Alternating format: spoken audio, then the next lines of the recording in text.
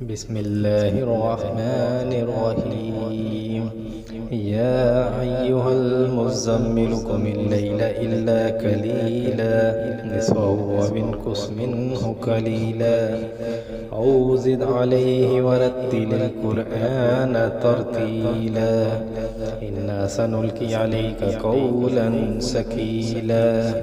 إن ناشئة الليل هي أشد وطئا وأقوم قيلا إن لك في النهار سبحا طويلا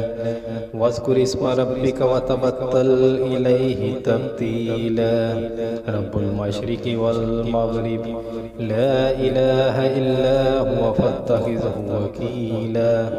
واصبر على ما يقولون واهجرهم هجرا جميلا وذرني والمكذبين أولي نعمة ومهلهم قليلا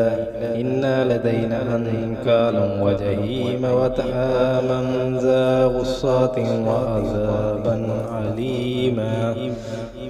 يوم ترجف الأرض والجبال وكانت الجبال كثيبا مهيلا إنا أرسلنا إليكم رسلا شاهدا عليكم كما أرسلنا إلى فرعون رسولا فعصى فرعون رسولا فأخذناه أخذا وبيلا فكيف تتقون إن كفرتم يوما يجعل الولدان شيبا السماء منفطر به كان وعده مفعولا إن هذه تذكرة فمن شاء اتخذ إلى ربه سبيلا إن ربك يعلم أن تقوم أدنى من ثلثي الليل ونصفه وثلثه وطائفة من الذين معك والله يقدر الليل والنهار علم أن لن تؤصوه فتاب عليكم فاقرؤوا ما تيسر من القرآن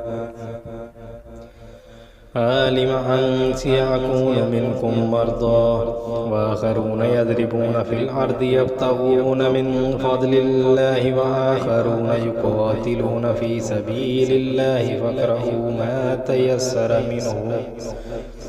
وآقموا الصلاة وآتوا الزكاة وأقرضوا الله قرضا حسنا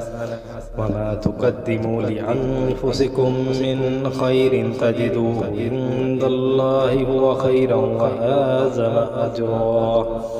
واستغفروا الله إن الله غفور رحيم. آمنت بالله صدق الله العظيم.